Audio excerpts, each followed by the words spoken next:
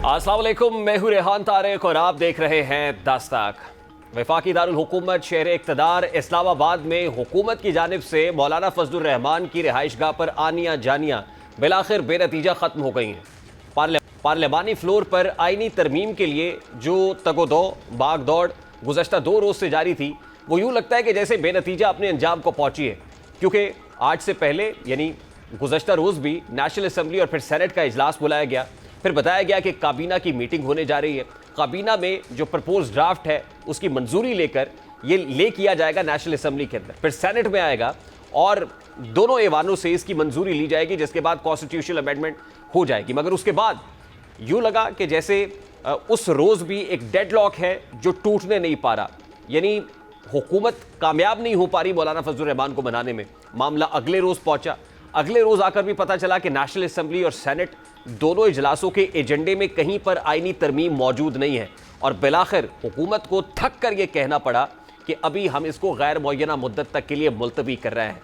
आज भी national assembly के फ्लोर पर तकरीरें हुई और जिस वक्त स्टेटमेंट सामने आए तो पता ये चला कि वो आईनी तरमीम जो बड़ी राजो न्याज से होने जा रही थी, जिसको ताश के पत्तों की तरह किसी न किसी जगह पर कुछ लोगों ने अपने सीने से लगाया हुआ था, वो भी ये कहने जोगे बने कि हमारे पास भी कोई ऐसी चीज़ मौजूद नहीं है जो हम दिखाते हैं। हत्ता कि लॉ मिनिस्टर भी वही कह रहे हैं, इरफान सिद्दीकी भी वही कह रहे हैं, यानी हुकूमत के ज़ोमा भी थक, इंक्लूडिंग ख्वाजा आसिफ, ये कहने पर मजबूर हो गए कि हमारे पास नंबर्स पूरे नहीं हैं। 63A में ये एक नई तौजीह थी कि वोट डाला जाएगा लेकिन गिना नहीं जाएगा। ये डॉक्यूमेंट जो है उसको भी अनडू कर, अगर आईनी अदालत के मुतल्लक इसमें एक सजेशन है इस डॉक्यूमेंट में तो वो भी COD का हिस्सा है और एक ब्रॉड कंसेंसस जो है सारा जो पॉलिटिकल स्पेक्ट्रम है उसके ऊपर पाया जाता है कि यहाँ पे आईनी अदालत होनी चाहिए। और ये कुछ सिर्फ पाकिस्तान में नहीं है, बहुत से मुल्क जो जमहूरी तशख़्ख़ुस रखते हैं उनमें आईनी अदालत है,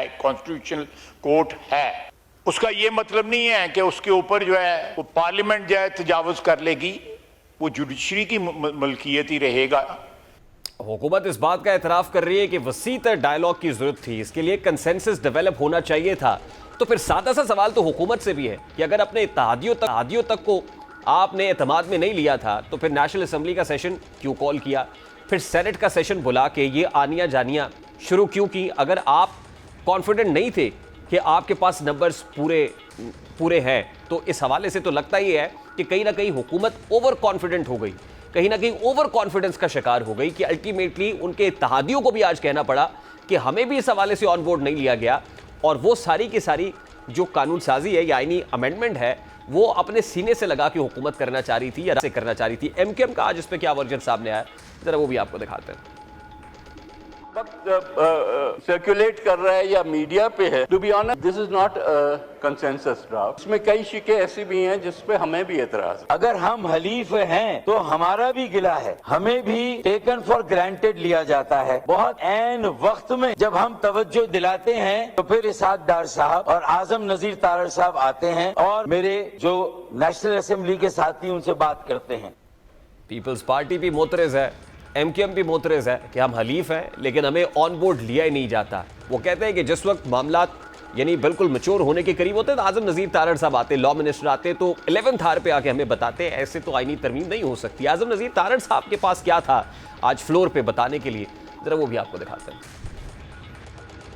की वजह से हम अपने पॉलिटिकल इश्यूज़ भी हर वक्त हमारी ख्वाहिश होती है कि वहीं पे जाएं और वहीं पे सेटल हों, क्योंकि हम इकट्ठे बैठ के हल नहीं कर सकते। हमने अपने आप को कमज़ोर कर लिया है, हमने नादानियाँ इतनी की हैं कि आपने अपनी सारी ताकत, अपना सारा इख्तियार दीवार के उस पार दे दिया है। कुछ उस पार है, कुछ उससे आगे होगा। मैं बड़ी खुल के बात कर रहा हूँ। ये कब वापस आना है जब आपने अपना इख्तियार इस्तेमाल करना शुरू करना है और वो इख्तियार एक ही है, वो कानून साजी का है। अब गुज़श्ता 2 रोज़ इस्लामाबाद में क्या होता रहा, सीनियर सहाफ़ी मरियम नवाज साहिबा हमारे साथ मौजूद है, लेकिन क्विकली मैं जरा चाहता हूँ पाकिस्तान तहरीक इंसाफ का मौक़िफ़ भी रख दूँ। असद कैसर साहब ने क्या कहा है, फिर मैं मरियम नवाज साहिबा की तरफ जाता हूँ। दिखाइए जी असद कैसर साहब क्या कहते हैं। ये खुद फरमा रहे कि मेरे पास कोई डॉक्यूमेंट्स नहीं है, ये कमेटी की रिपोर्ट के मुताबिक। अगर लॉ मिनिस्टर के पास पता नहीं, अगर हुकूमत के नुमाइंदों के पास पता नहीं तो ये बताएं कि ये ड्राफ्ट और ये नुस्खा कहां से आया। मरियम नवाज साहब, अस्सलाम वालेकुम। आई होप मेरी आवाज़ लाउड एंड क्लियर पहुंच रही है आप तक। मेरा बड़ा सादा सा सवाल है, गुज़श्ता 2 रोज़ वफाकी दारुल हुकूमत शहर इक़्तिदार इस्लामाबाद जो कुछ हुआ वो आपने बड़ा करीब से देखा, और ये जो आनिया जानिया थी हुकूमत की मौलाना फजलुर रहमान के यहाँ, फिर पाकिस्तान तहरीक इंसाफ जारी थी, क्या हुआ? ये इतना ही सादा है जितना नज़र आ रहा है कि डेड लॉक है और मौलाना माने नहीं कुछ शिकों के ऊपर, या मामला कुछ और है? देखिए, अब जो मामला सामने आ रहे हैं वो टोटली मुख्तलिफ है उनसे जो गुज़िश्ता 2 रोज का सिनेरियो बनाया जा रहा था, जिसमें बताया जा रहा था कि मौलाना तो माने हुए हैं, उनको चंद तरामीम के ऊपर मसला है, वो भी उनके तहफ़्फ़ुज़ात दूर हो जाएंगे तो वो मुकम्मल तौर पर मान जाएंगे, वोट हो जाएगा, इतवार के रोज ही वोट होंगे, इतवार के रोज ही कानून साजियाँ दोनों ऐवानों से पास होंगी, उसके बाद सदर मुमलिकत भी मंजूरी दे देंगे और फिर से एक नया निज़ाम होगा। ये पूरा एक माहौल बनाया गया, पिछले पूरे हफ्ते की मेहनत थी इसके अंदर। लेकिन मसला वहां आकर हुआ कि मुस्तविदा किसी के पास नहीं था, ना हुकूमत के पास, ना ही किसी और पार्टी के पास। और फिर कल शाम जब मुस्तविदा पास आया हुकूमत के, और वो कुछ हुकूमती ओहदेदारों और उनकी जमात के लोगों ने भी देखा, तो वो भी उसमें वोट करने से कुछ गड़बड़ाते हुए हमें नजर आए। हमने देखा कि जुम्मे की शाम वो वफाकी वजीर दिफा ख्वाजा आसिफ जो ये दावा कर रहे थे कि उनके नंबर पूरे हो गए हैं, गुज़िश्ता रात जब वो पार्लियामेंट हाउस से निकले तो उनकी जो तासुरात थे वो अक्सर मुख्तलिफ थे, वो तो मान नहीं रहे थे कि जैसे उनको कुछ पता ही नहीं है कि इतने टाइम में क्या हुआ। तो हुकूमत ने ये जो कुछ किया, ऐसे ही लगता है कि ये मुस्तविदा कहाँ से आया उनको भी मालूम नहीं था। फिर इस मुस्तविदे के अंदर जो कुछ है अभी जो दिखाया जा रहा है उस पर भी दावा है और इतलात भी है कि इससे ज्यादा खौफनाक मुस्तविदा था जो जारी किया गया या जो अब सामने आया, वो काफी मुख्तलिफ है। और इसका क्रेडिट ले रही है जमीयत उलमा इस्लाम, और दुरुस्त क्रेडिट भी ले रही है, उनके यहाँ सारी बैठकें हुई उन्हीं के। अच्छा, अभी जो प्रपोज्ड अमेंडमेंट्स है गालिबन कुछ 43 के करीब ऐसी कोई मुजवज़ा तरामीम है जो हमारी नज़र से भी गुजरी है, यकीनन आपने भी वो ड्राफ्ट देखा होगा। उसमें ऐसा क्या है, ज़रा अगर आप उस पर रोशनी डाल सके कि वो जो प्रपोज्ड अमेंडमेंट्स है उसमें ख़तरनाक क्या है, ख़तरनाकी वाली बात कैसी है? देखिए, अब जो मुसविदा सामने आया है, अगर उसके हवाले से बात करूँ तो उसमें जो एक सबसे मेन अमेंडमेंट है वो एक विफाकी आईनी अदालत की है। उस आईनी अदालत के बाद सुप्रीम कोर्ट मुकम्मल तौर पर अपने तमाम तरह इख्तियारात जो इस वक्त उसके पास है वो खो देती है। फिर जो तमाम इख्तियारात हैं वो विफाकी आईनी अदालत को शिफ्ट हो जाते हैं। उसमें जो जजेस लगाने का तरीक़ेकार है वो बड़ा मज़क्कर खेज़ है। उसके बारे में है कि इख्तियार होगा सदर को, वज़ीर आज़म को, कि वो पहला जज लगाएंगे, फिर वो रिटायर्ड जज भी हो सकता है, वो हाजिर सर्विस जज भी हो सकता है, उसकी रिटायरमेंट की जो एज होगी वो 68 साल होगी। फिर उसके अलावा जो इसमें एक और अहम बात है वो हाई कोर्ट के हवाले से है। हाई कोर्ट का सबसे अहम बात यह है कि उनका जो दायरा इख्तियार है आर्टिकल 199 का वो खत्म कर दिया गया। फिर उसके अलावा बुनियादी इंसानी हकूक के साथ भी छेड़छाड़ी की गई, कोशिश की गई कि की जाए इन तरमीम के अंदर। फिर जो जजेस लगाने का तरीक़ेकार है, फिर हाई कोर्ट के जजेस की रोटेशन है वो काफी जो है वो इन तरमीम को क्वेश्चनेबल बना रही है। फिर उसके अलावा जो सबसे इसके अंदर अहम बात है वो ये है कि जो आर्मी एक्ट के हवाले से हो चुकी है पिछले साल सादा कानून साजियां, उनको आईनी तहफ़्फ़ुज़ फराहम किया गया है। फिर अलग से जो एक और अदालती निज़ाम खड़ा करने की पूरी बात है, उस पर हमने देखा लॉयर्स का रिएक्शन भी सख्त आया। तो ये पूरे का पूरा मुसविदा अगर आप शिकवार पढ़े तो हर शिक आपको पिछली शिक बुला देती है, वो उससे ज्यादा जो है वो गंभीर होती है, उससे ज्यादा उसके अंदर संगीन किस्म के ये जो चेंजेस है वो किए गए हैं। तो समझ नहीं आती कि जब इतनी तो आपको क्या लगता है हुकूमत ऐसा क्यों करना चाह रही है और इतनी उजलत में क्यों है, जल्दी किस बात की? देखिए, हुकूमत को तो खुद नहीं मालूम कि वो ये करना चाह रहे हैं, तो उनके हवाले से कोई मौके कैसे लिया जाए कि वो उनको वो लास्ट मोमेंट तक डिनाई करते रहे कि कोई मुसविदा है। जब उनके पास कल आ गया तो अब इतलात ये भी हैं कि मियां नवाज शरीफ को तो मालूम ही नहीं था कि इतनी सारी तरामीम हो रही है। तो अब इन सारी तरामीम के अंदर शायद मैंने तो फिर मियां नवाज शरीफ साहब आनन फानन हेलीकॉप्टर में लाहौर से इस्लामाबाद क्यों पहुंच गए अगर उनको पता ही नहीं था? देखिए, मुसविदा नहीं देखा, अब कुछ बात आने की जैसे उन्होंने मुसविदा देखा तो 40 के करीब ऐसी अब ऑलरेडी 45-50 अमेंडमेंट है। अगर उनमें से 40 नवाज शरीफ साहब ने नहीं देखी हुई थी और उसके बावजूद वो वोट करने के लिए आ गए तो ये पूरे प्रोसेस को क्वेश्चनेबल बनाता है। और फिर तमाम इत्तेहादी जमातें लाइल में है कि कोई मुसविदा था, तमाम जो इत्तेहादी जमातें हैं वो कह रही उन्हें कुछ नहीं कराया गया। ये तो मौलाना फजलुर रहमान के इनकार से सारी हुकूमत और इत्तेहादी जमातें कवर अप हो गई, वरना मुसविदे के हवाले से हर कोई लाइल में है, आंखें बंद करके वोट डालने के लिए भी पहुंचा हुआ था इस पूरी कानून साजी पर। तो लगता यही है कि बस अहकामात से कानून साजी करनी थी कल के दिन, लेकिन वो नहीं हो सकी और उसकी वजह बने वाले और उसने इस बात का क्रेडिट लिया और बजा लिया, और वो ये भी दावा कर रहे हैं कि जो आर्टिकल 8 है, जहाँ से बुनियादी इंसानी हकूक आईने पाकिस्तान के शुरू होते हैं, उसके अंदर कुछ खौफनाक तरामीम थी। पाकिस्तान तहरीक इंसाफ दावा करती है कि वो जो इमरान खान का फौजी ट्रायल है उससे मुतालिक थी, और इसी किस्म की बातें कर रहे हैं जमीयत उलमा इस्लाम वाले भी, कि उसको हज़फ करके ये जारी किया गया है जो पूरा मुसव्वदा है। तो इस पूरी सूरत हाल में अब जो ये सब कुछ बातें हो रही हैं अपोजिशन की जानिब से, हुकूमत की जानिब से, जो आज का इजलास हुआ वो यही तासुर देता है कि इस किस्म की तरामीम किसी के लिए भी काबिल कबूल नहीं है। जल्दबाजी किसी ने की जाए थी कि उन पर गुफ्तगू शदीद ना हो सके। लास्टली एंड वेरी क्विकली बता दीजिएगा कि अभी तो गैर मुअय्यना मुद्दत तक के लिए इजलास मुलतवी हुआ है, this matter is still hanging in the air, ये जारी रहेगी कंसल्टेशन, और आपको लगता है कि आने वाले चंद दिनों में फिर नेशनल असेंबली या फिर कैबिनेट और फिर सेनेट का इजलास बुला के तरामीम करा ली जाएंगी, या आपको लगता है कि नहीं अब ये मामला खटाई में पड़ गया है, ये इतनी आसानी से होने वाला नहीं है? मैं इसलिए पूछ रहा हूँ कि जाहिर है जल्दी इस बात की भी है कि अक्टूबर आ जाएगा और फिर उसमें रिटायरमेंट भी है। देखिए ये कहना सुबह तक तो हम ये कह रहे थे कि नहीं अब नहीं हो पाएगा, क्योंकि नंबर गेम किस किस्म की है। अब की कुछ जैसे मुकदमात को मुकर्रर किया गया है इलेक्शन कमीशन में, जिससे लगता ये है कि पाकिस्तान तहरीक इंसाफ की कुछ और विकटें गिरेंगी, पार्लियामेंट में इजाफा होगा हुकूमत की नशिस्तों में, और फिर जो मतलूबा नंबर हैं जो कि कम पड़ रहे थे कल मौलाना को साथ मिलाने के बावजूद भी वो पूरे हो गए, तो हुकूमत एक मरतबा फिर कोशिश करेगी कि अक्टूबर से पहले या अक्टूबर तक अभी 1.5 माह बाकी है, तो उस दौरान कोई ना कोई तरामीम लाई जाए और एक और कोशिश की जाएगी, और वो कोशिश मुमकिन तौर पर इस कोशिश से सख्त होगी। और फिर अगर नंबर पूरे हो गए तो ये तमाम तर जो आनिया जानिया और एक दूसरे के जो सियासतदान पैरों में बैठे हैं वो भी नहीं उन्हें करना पड़ेगा। अगर हुकूमत अपने नंबर पूरे कर लेती है इस दौरान, इलेक्शन कमीशन भी बड़ा एक्टिव हो गया है। तो आपको लगता है इस दौरान नंबर्स पूरे हो जाएंगे, या ये जो कैंपेनिंग अब शुरू हुई है इससे जो हुकूमती बेंचेस हैं उसमें कुछ और लोग भी शामिल हो, यानी उनकी स्ट्रेंथ बढ़ जाएगी? देखिए लग रहा है कि ट्रेंड बढ़ जाएगी, क्योंकि इलेक्शन कमीशन ने कुछ इंतखाबात से मुतालिक मुकदमात को फिक्स किया है, और उनकी अपील फिर इन लाइन ऑफ सदर अगर वो ट्रिब्यूनल में नहीं जा रही है तो उसमें सुप्रीम कोर्ट ही आना है। और फिर लग रहा है कि जैसे पहले 2-3 नशिस्तें दे दी गई थी पाकिस्तान तहरीक इंसाफ की हुकूमत को, इसी तरह से अगर कुछ नशिस्तें मिल जाए तो उनका वो जो मुमकिन नंबर है, वो जो गोल्डन फिगर है 224 का, वो पूरा हो सकता है आने वाले दिनों में। और बिलाशुबा एक कोशिश जरूर होगी अक्टूबर में या रिटायरमेंट की डेट से पहले कि तरमीम की जाए। जो मुजव्वज़ा है मुमकिन है इनमें कुछ रद्दो-बदल किया जाए, लेकिन तरमीम की कोशिश जरूर होगी। इंटरेस्टिंग, बहुत बहुत शुक्रिया। वक्त का तयन नहीं है, हफ्ता 10 दिन हो सकते हैं, इस हफ्ते 10 दिन में हुकूमत क्या कर सकेगी? इस वक्त राजा कमरुल इस्लाम साहब पाकिस्तान मुस्लिम लीग नून के रहनुमा हमारे साथ मौजूद है। अस्सलाम वालेकुम राजा साहब, बहुत बहुत शुक्रिया आपके वक्त के लिए। राजा साहब, सबसे पहले तो बड़ा सादा सा सवाल है, हुकूमत इतनी कॉन्फिडेंट थी कि हमारे पास 2/3 अक्सरियत है, मगर वो कहते हैं ना जो चीरा तो एक खतरा खूब ही ना निकला, बहुत शोर सुनते थे पहलू में दिल का, तो हुआ क्या हुजूर? मतलब ये सुबकी नहीं हो गई, शर्मिंदगी नहीं हो गई कि आपके पास तो नंबर ही पूरे नहीं थे? हुकूमत इस कदर कमजोर है? देखें, नंबर्स तो पूरे होते हैं जब सब का इत्तेफाक राय हो जाता है। तरमीम एक ऐसी चीज है आईनी कॉन्स्टिट्यूशनल, ये कोई खेल तो है नहीं।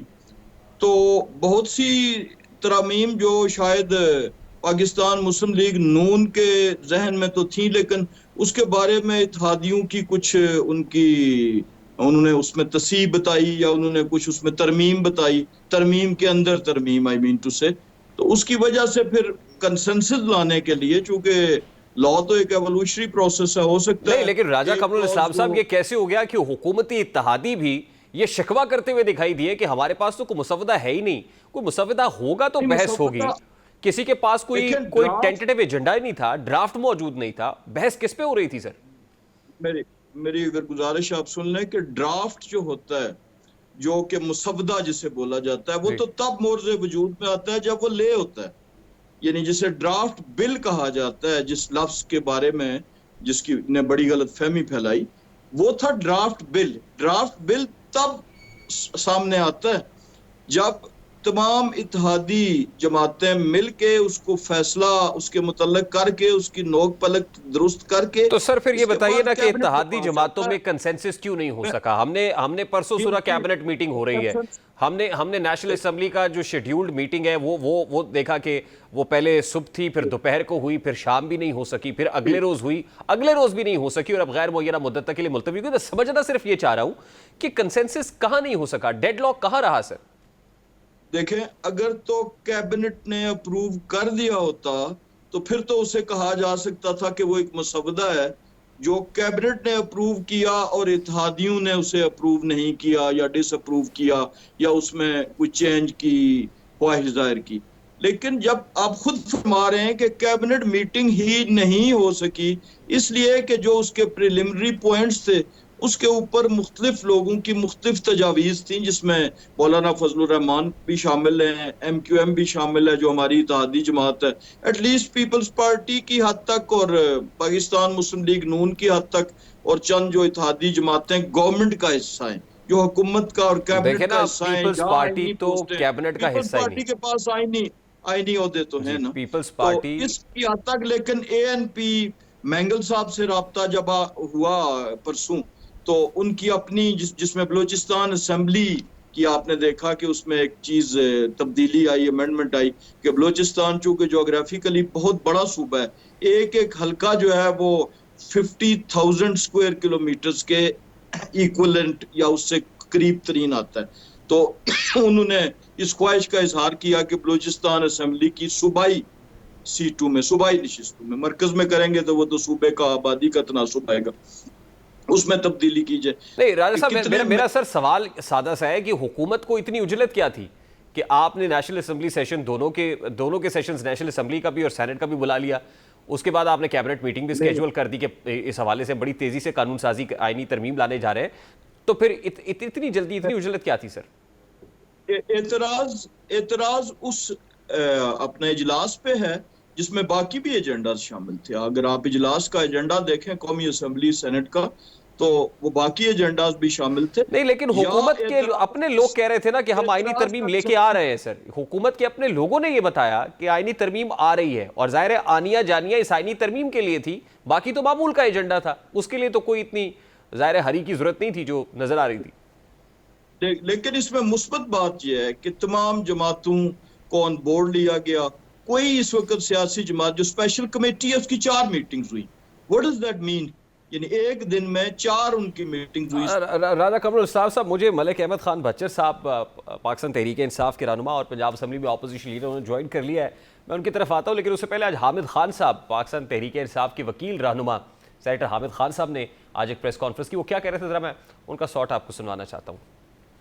कोई पैरेलल कोर्ट नहीं बनाई जा सकती। अगर बनाने की कोशिश की तो मैं आज कहता हूं हम वकला की लाशों पर से गुजर के जाना पड़ेगा। 19 तारीख को मेंशन कर रहे हैं, वहां से इंशाल्लाह हम मूवमेंट का आगाज करेंगे। कोई जाली आईनी पैकेज को हमने कबूल नहीं करना, हम उसको रद्दी की टोकरी में फेंक। 19 तारीख को कहते हैं वकला तहरीक शुरू करने जा रहे हैं। 21 सितंबर को पाकिस्तान तहरीक इंसाफ लाहौर मीनार पाकिस्तान जलसे का इरादा रखती है और मलिक अहमद खान भच्चर साहब ने गालिबन को दरख्वास्त भी दे दी है। तो मलिक साहब अस्सलाम वालेकुम, बहुत बहुत शुक्रिया आपके वक्त के लिए। सबसे पहले तो मुझे ये बताइएगा कि वफाक में तो जो कुछ हुआ वो सबके सामने है। आज कोई एप्लीकेशन आपने फाइल कर दी है पाकिस्तान तहरीक इंसाफ जो 21 सितंबर को जलसे का इरादा रखती है लाहौर में? जी बिस्मिल्लाहिर्रहमानिर्रहीम, जी बिल्कुल हमने कर दी है जी एप्लीकेशन फ़ाइल। बेसिकली वो एप्लीकेशन मैं ये समझता हूँ कि पहले हाई कोर्ट ने जो NOC का तो इजाज़त दी हुई है, उनकी डायरेक्शन है DC के पास कि आप NOC, अब DC ने पहले वो मानी नहीं, उसके लिए कंटेम्प्ट में भी हम गए हुए हैं। 21 तारीख तक उन्होंने टाइम दिया था। तो मेरा जो अपना ख्याल है कि अब वेन्यू तय होना है। तो मीनार पाकिस्तान पे हम ये चाह रहे हैं कि हमें मीनार पाकिस्तान पे वेन्यू दिया जाए। ऑलरेडी मीनार पाकिस्तान पे मुल्क की एक सियासी जमात वो जलसा कर चुकी है और उसके अलावा मिनहाजुल कुरान वाले भी उधर अपना प्रोग्राम कर चुके हैं। तो मुझे कोई ऐसी वजह नज़र नहीं आती कि हमें ना दिया जाए।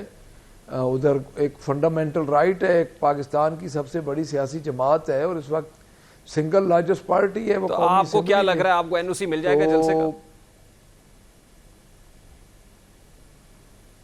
जी सॉरी, आपकी आवाज आप समझते हैं कि आपको NOC मिल जाएगा बचर साहब?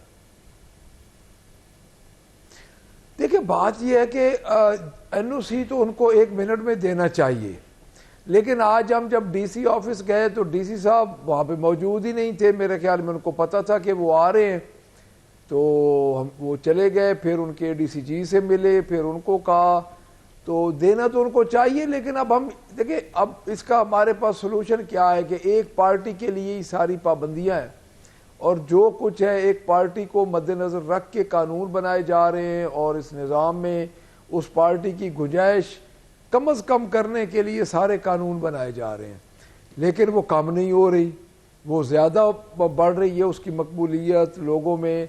नहीं तो अगर आपको इजाजत नहीं मिलती तो फिर क्या करेंगे? कि इनके पास जी सॉरी, अगर इजाजत नहीं मिलती तो क्या करेंगे मलिक साहब? देखिए जी, हम जलसा तो हमारा कोर कमेटी में फैसला होगा, खान साहब खुद उसको देखेंगे, लेकिन जलसा तो मेरे ख्याल में हम करेंगे कम। अब हमें क्या वजह कि हमें इजाजत ना दें?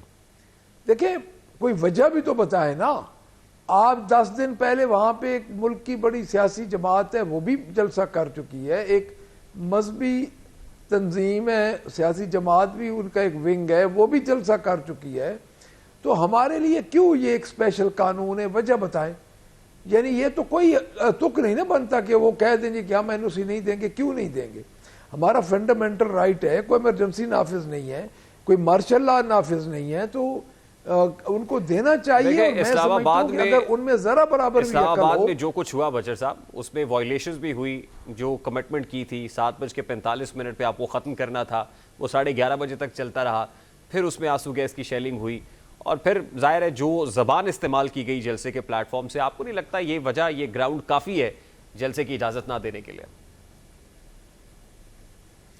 देखिए मेरी बात सुने, जो 7:45 मैंने पहले भी बात की थी कि इस तरह सियासी जमातों के जलसे, कोई जो हज़ारों लोग होते हैं सियासी जमातों के जलसों में, उसमें कोई ये कहा जा सकता है कि 7:40 पे भाई हम घर चले जाएंगे?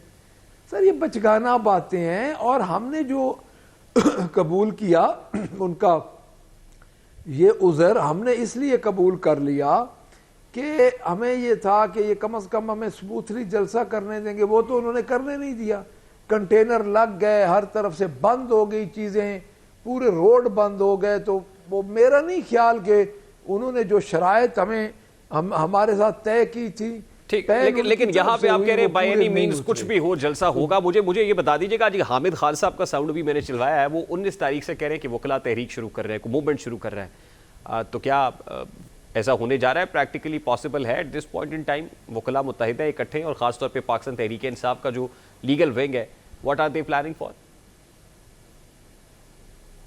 देखिए जी, हामिद खान साहब चूंकि एक बहुत बड़ा धड़ा है वकला में और हमेशा वो जीतते आए हैं और पूरे पाकिस्तान में उनका एक ग्रुप है, तो वो उनके बिहाफ पे भी बात करते हैं। पाकिस्तान तहरीक इंसाफ के साथ भी उनका ताल्लुक़ है, तो डेफिनेटली पाकिस्तान तहरीक इंसाफ के वकला ILF विंग ये एक बहुत बड़ा डाका पड़ रहा है जी। ये जो पैरेलल एक आइनी इदारा बन रहा है, जो 5 जजेस में से वन ऑफ देम एक उनको किया जा रहा है कि इनमें से चूज किया जाएगा। लेकिन अभी तो सारी चीजें हवा में है ना बचर साहब, अभी कोई ऐसी टेंजिबल चीज तो सामने आई नहीं। हुकूमत के इत्तेहादी भी कह रहे हैं हमारे सामने कुछ है ही नहीं, अभी तो कुछ सामने आया ही नहीं है।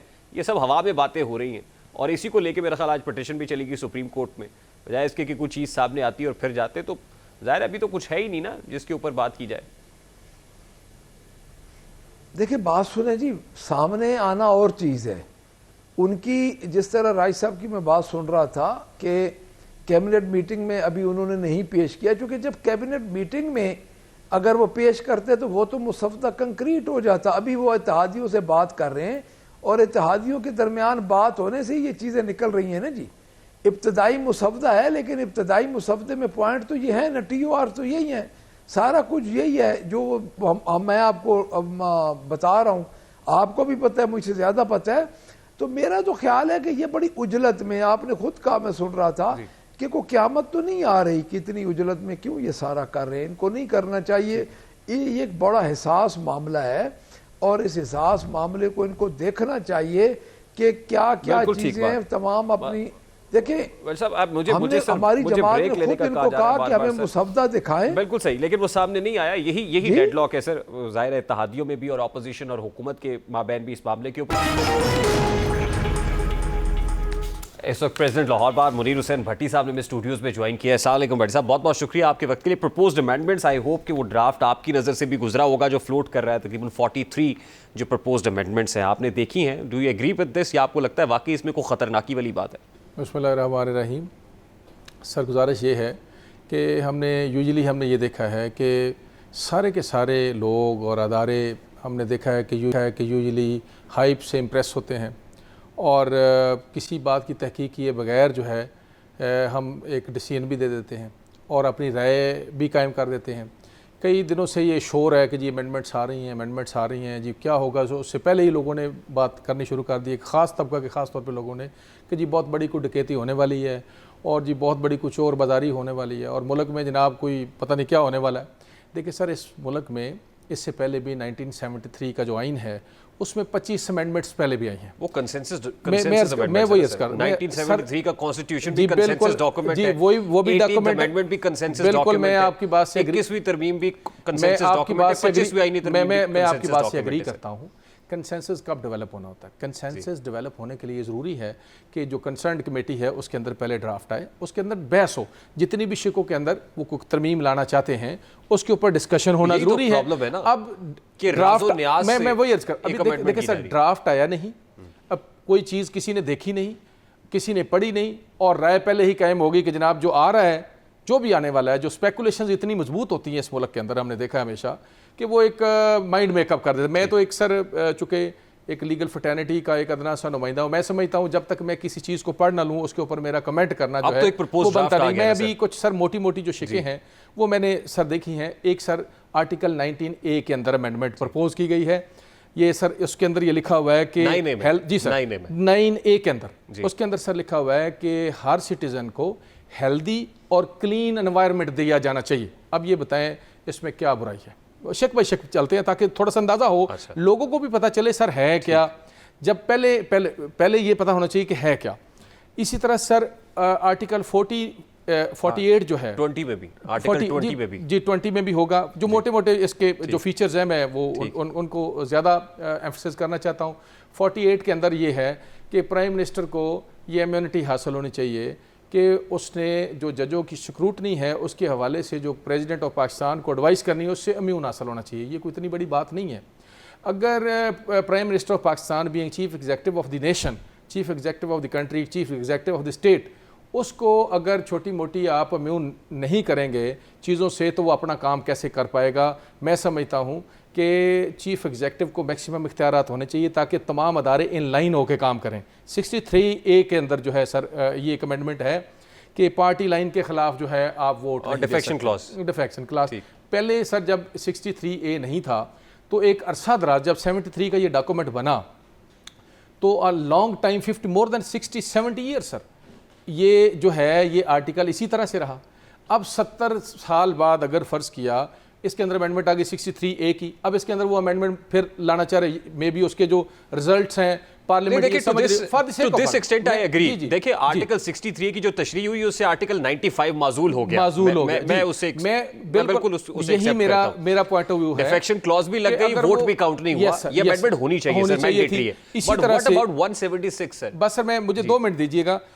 फिर है sir 177 article 177 of the constitution of Pakistan. उसमें यह है कि जी किसी गैर मुल्की को पाकिस्तान की आला अदलिया का जज नहीं होना चाहिए। ये आपका मेरा इस बात के ऊपर इत्तेफाक है कि अगर हम बाहर से जजेस इंपोर्ट करेंगे जिनका पाकिस्तान के अंदर कोई कंसर्न नहीं होगा तो हम उनसे क्या इंसाफ की क्या तवक्को रखेंगे और उनके स्टेक्स जब इस मुल्क के अंदर नहीं होंगे तो उनको भी ऐसा कोई नहीं होना चाहिए। जी मैं वही बहुत सारे ऐसे मैं समझता हूँ किसी पार्लियामेंटेरियन को, किसी जज को, किसी जर्नल को और किसी इवन मैं समझता हूँ जितने भी बड़े ओहदे हैं खास तौर पे जो कॉन्स्टिट्यूशनल ओहदे नहीं होना चाहिए उनके ऊपर किसी को जो है वो नहीं होना चाहिए। आगे सर 215 है सर 176 क्या कहते हैं सर 176 जो है ना मुझे लेट मी मुझे 2-3-4 चीजें क्योंकि 177 पे आप आ गए 176 स्किप हो गया। बस मैं 1 मिनट में बताता हूँ सर। 170 जो 215 है सर वो ये है जी इलेक्शन कमीशन अगर काम कर रहा है और अगर अगला इलेक्शन कमीशन का तकर्रर नहीं हुआ तो उसको कंटिन्यू करना दिया जाए बजाय इसके ऑफिस जो है वो विकेट हो जाए और उसी पार्लियामेंट को इख्तियार हासिल होगा कि वो उसी पहले तो ये होता है ना कि उसको भी- senior member of the election commission होता है, यानी जो सूबाई मेंबरान में से मौजूद जो है, सीनियर होता है, जी, मैं अर्ज करता हूं, उसको इलेक्शन कमिशन बना लगाया दिया जाता है बना- एक्टिंग के तौर पे। लेकिन यहाँ पे मौजूदा जो चीफ उन्होंने कहा इलेक्शन जी इसी को कमिश्नर कंटिन्यू करने दें, इसमें कोई यानी खास सिकंदर बुराई सुल- वाली बात नहीं खास तो है ना सर, क्या है सर सिकंदर इसमें? सुल्तान राजा सर, साहब मैं- इस वक्त जी, चीफ इलेक्शन मैं कमिश्नर अर्ज है ना? करता हूं सर, सिकंदर सुल्तान राजा जो है उसको आपने और मैंने तो नहीं लगाया, गवर्नमेंट ने लगाया with the consultation of the opposition. ताहयात लगाया नहीं नहीं नहीं, मेरी बात सुन, ताहयात नहीं, अगर उस वक्त Life जो term नहीं मैं बस एक chief minute election commissioner let me complete sir, अगर अपोजिशन उस वक्त की जो अपोजिशन जो भी है अगर वो समझती थी कि सिकंदर जो राजा है उसको नहीं लगना चाहिए, तो उसको क्यों नहीं उन्होंने डिसेंट क्यों नहीं किया? वो कैसे डिसाइड करते? करना चाहिए जब था, लगाने नहीं वाले किया सर। जब लगाने नहीं, वाले ये सर, कहते हैं डिसाइड लगना किया ही चाहिए नहीं। सर रिकॉर्ड के ना ऊपर बात हुकूमत- है, ये उस वक्त रिकॉर्ड की के ऊपर हुकूमत बात थी है कि पाकिस्तान डिसाइड तहरीक नहीं इंसाफ किया। की, सर, और डिसाइड- आपको पता है पाकिस्तान डिसाइड तहरीक नहीं इंसाफ किया ने क्या गया। कहा? जी, डिसाइड वो नहीं ये किया। कहते हैं कि सिकंदर सुल्तान राजा का नाम एस्टैब्लिशमेंट की तरफ से आया। सर मेरा किसी जब वहां से आता है- सिकंदर राजा जब वहां से कोई नाम ताल्लुक आता है है, तो कोई भी decide मैं तो नहीं एक कर सिंपल सी बात कर रहा हूं जो मुझे समझ आ रही है, मैं तो अपना एक पॉइंट ऑफ व्यू दे रहा हूं। इसी तरह से सर आर्टिकल 200 है, आर्टिकल 200 ये है कि एक जज को आप एक हाई कोर्ट से दूसरी हाई कोर्ट के अंदर जो है वो ट्रांसफर कर सकते हैं। उस तनकीद तो उन्होंने प्रिंसिपल यहाँ को भी जो है पाकिस्तान तहरीक कॉम्प्रोमाइज इंसाफ किया की तरफ से अब तनकीद सर- तो इस पे भी हुई, जी, उनका आर्गुमेंट यही था कि जस्टिस शुजात नहीं अली सर, खान नहीं, शुड बी द नहीं चीफ सर, जस्टिस। देखिए, मैं बताना इसमें बात क्या है, बात यह है सर, असल बात यह है जो आपने अभी बात की कि वक्त बड़ा इंपॉर्टेंट है। वक्त इसलिए इंपॉर्टेंट है सर इस कि जस्टिस काजी फाइज साहब रिटायर होने जा रहे हैं। मुझे किसी की रिटायरमेंट से किसी की रिक्रूटमेंट से कोई फर्क नहीं पड़ता, ना मुझे इस बात से कोई ताल्लुक है मेरा। लेकिन- मैं कहना लेकिन ये deadlock यही है जो ना मैं सर? कहना चाह रहा हूँ, मैं कहना ये चाह रहा हूँ कि देखिए सर, अदलिया का एक मुकद्दस अदारा है और एक बावकार अदारा है, और उस बावकार जो अदारा है वो उसका सेक्रेड होना हमारे सब के लिए इज्जत और वकार की बात है। बेवकूफ़ कौन सर कर रहा है? मैं बताता हूँ, बेवकूफ़ वही लोग करते हैं जो प्रिंसिपल्स को वायलेट करते हैं, जो Principles मुरवजा को violate असूलों कौन को कर रहा है? वायलेट करते हैं। अब कौन सर कर अगर रहा है? मैं अर्ज करता हूँ, अगर सर जजेस ने खुद से सुप्रीम कोर्ट और हाई कोर्ट के अंदर बाइफर्केशन की है और मुख्तलिफ पोलिटिकल पार्टीज़ जो हैं अनफॉर्चुनेटली जो कहती हैं ये हमारे जजेस हैं, ये हमारे जजेस हैं, मेरा तो किसी पोलिटिकल जमात से कोई ताल्लुक नहीं, किसी जमात से मेरा कोई ताल्लुक नहीं है, मैं तो वकला का नुमाइंदा हूँ, मैं तो वो बात करूँगा जो मेरे वकला सोचते हैं, जिस तरह की बात मेरी बार के अंदर होती है। सर बात ये है, कुछ दिन पहले आपने 3-4 दिन पहले एक बेंच बना, उन्होंने 8 जजेस के ऊपर जो है बेंच बना, अभी फैसला नहीं आया था। आप 24 करोड़ में से किसी को भी पूछ लें, सबको पता था कि फैसला क्या आएगा। सर ये देखें, ये अगर सियासी जमातें ये बैठ के ये बात करें कि ये हमारे जजेस हैं, ये हमारे जजेस हैं, ये हमारे जजेस हैं, ये सर 24 करोड़ अवाम तो के भट्टी जजेस साहब, हैं, ये तासुर ये तो आपके मज़ीद और तक़वियत मेरे पा रहा है ना? आपके और मेरे सर, टैक्स ये- के पैसों से ये जजेस बिल्कुल जो हैं सही। ये तासुर निज़ाम चल रहा है। ये तासुर तो इन प्रपोज कॉन्स्टिट्यूशनल अमेंडमेंट से तकवीयत पा रहा है कि हुकूमत अपना स्टेटस को सर, बरकरार वो- रखने सर, के वो लिए इसलिए- सवाल ले लेना सर, जी, आप- जी, प्लीज। हुकूमत अपना स्टेटस को बरकरार रखने के लिए, चीफ जस्टिस को बरकरार रखने के लिए, चीफ इलेक्शन कमिश्नर को बरकरार रखने के लिए, किसी भी किस्म के चीफ को बरकरार रखने के लिए सर धड़ की बाजी लगाए हुए है, जिस पे डेडलॉक है, जिस पे जो डेमोक्रेटिक फेसेस हैं, बिल्कुल आपकी बात जो सीजन पॉलिटिशियंस है वो से एंडोर्स नहीं कर रहे हैं। मेरे सर एक जुमले से आप बात समझ जाएंगे, मैं आपकी बात से इतफाक करता हूँ, ताली हमेशा दो हाथों से बजती है, एक तरफ से ताली बजी तो दूसरी तरफ से ताली बज रही है। मैं इस बात का बिल्कुल मैं समझता हूँ, मुझे बड़ा अफसोस है, मुझे इस बात का बड़ा अफसोस है। आज मैं स्पीच सुन रहा था फार्मर जो हमारे स्पीकर हैं कौमी असम्बली के, असद कैसर साहब, तो वो फरमा रहे थे कि वकला जो हैं उनको तहरीक चलानी चाहिए। मैं वकला को कहता हूं कि वो तहरीक चलाएं फौरी और वो सड़कों पे आ जाएं। मैं उनको याद कराना चाहता हूं कि 2007 में वकला ने इस मुल्क में इंडिपेंडेंस ऑफ जुडिशरी की एक बड़ी तहरीक चलाई, यूनिक तहरीक जो पूरी दुनिया में जिसको एक्नॉलेज किया गया। उस तहरीक में मेरे 103 से ज़्यादा वकला को कराची में शहीद कर दिया गया, 37 से ज़्यादा यहाँ साहिवाल में पेट्रोल बमों से सर जिंदा जला दिया गया। उसके बाद कंजेक्टिवली तमाम जमातों की हुकूमत आई, इंक्लूडिंग 3.5 साल PTI की हुकूमत आई, मुस्लिम लीग नून की हुकूमत आई, पीपल्स पार्टी की हुकूमत आई, आज कोलिशन गवर्नमेंट है। मुझे बताया जाए कि इन सालों में वकला के लिए कौन सी जमात ने क्या किया, और अदलिया ने, और मुझे अदलिया से भी शिकवा है, मुझे अदलिया से भी शिकवा है कि अदलिया ने क्या किया। इस साल भी सर बजट होने, आखिरी जो बजट पास हुआ है ये जून में, रिसेंट पास्ट में, एक पेनी सर इस तबके के लिए नहीं रखा गया। जब किसी की हुकूमत गिरती है तो उसका जो है नजर जो है वकला के ऊपर पड़ती है, वो हमारी शील्ड लेकर वो तहरीक चलाना चाहते हैं, हमारी लाशों के ऊपर सियासत करना चाहते हैं। ऐलान किया आप लोगों के लिए, आजम नज़ीर तारड़ साहब तो भारी ग्रांट दे गए बार को। नहीं सर, हमें तो कोई ग्रांट नहीं मिली सर, मैं तो बड़े फंड्स अनाउंस कर दिए सर, फंड्स अनाउंस करेंगे जब मैं कहता हूं जी, जिससे एक तासुर उभरा कि लीगल फ्रेटर्निटी डिवाइड हो गई है, अब इससे किसी तहरीक की तवक्को कोई नहीं। सर मैं कर्ज करता हूं, देखिए सर, थोड़े दिन पहले एक हमारा मुलाजिम जो है 3 महीने तनख्वाह ना मिलने की वजह से उसने नहर के अंदर छलांग लगाई और उसने खुदकुशी की। मैं सर लाहौर बार का दुनिया की सबसे बड़ी बार एसोसिएशन, जो मेट्रोपॉलिटन सिटी की सबसे बड़ी बार एसोसिएशन है, जो तकरीबन 49,000 वकला हैं मेरी बार के लाइफ मेंबर, और तकरीबन 70-80 हज़ार लाहौर में लोग वकला प्रैक्टिस करते हैं। इस महीने सर जो सैलरी जो मैंने ये जो अभी दी है, अभी सैलरी 3 दिन पहले दी है सर, मेरे अकाउंट में एक पेनी नहीं था, मैंने अपने पल्ले से अपने मुलाजमीन को सैलरी दी है। अब अगर हमारे पास हुकूमत के फंड होती है, अगर हुकूमत के फंड हमारे पास होते तो सर मुझे ब्रेक लेनी है सर, कम से कम हमारे जो मुलाजमीन हैं वो खुदकुशियों के ऊपर तो ना आते। अच्छा, इसके बावजूद आप समझते हैं कि वकला सड़कों पे आने के लिए तैयार नहीं सर, है? अगर जुडिशरी अंडरमाइन हो रही है तो वकला आएंगे, हर कोई तहरीक चलेगी या नहीं चलेगी? लीगल फ्रेटर्निटी डिवाइड है इस हर मामले बंदे में। की अपनी सोच है ना। मैं उन जजेस के लिए लाठियां खाना चाहता हूं जिन्होंने चंद दिन पहले मेरे वकला के ऊपर दहशतगर्दी के मुकदमात का अंदराज किया, ना मैं उस हुकूमत के लिए लाठियां खाना चाहता हूं जिन्होंने चंद दिन पहले हमारे ऊपर लाठीचार्ज किया, हमारे वकला को जेलों के अंदर बंद किया, हाफजाबाद में वकला को बंद किया, मंडी बहाउद्दीन के अंदर वकला 5 मेरे सुदूर को बंद किया, अटक के अंदर दहशतगर्दी के मुकदमात का अंदराज किया, शेखपुरा में दहशतगर्दी का मुकदमा दर्ज किया, लाहौर में सर कई मुकदमात। इसके बावजूद आप एजिटेशन नहीं चाहते? एहसन जो मेरा भाई है, एक एडवोकेट, आज भी पिछले 6 माह से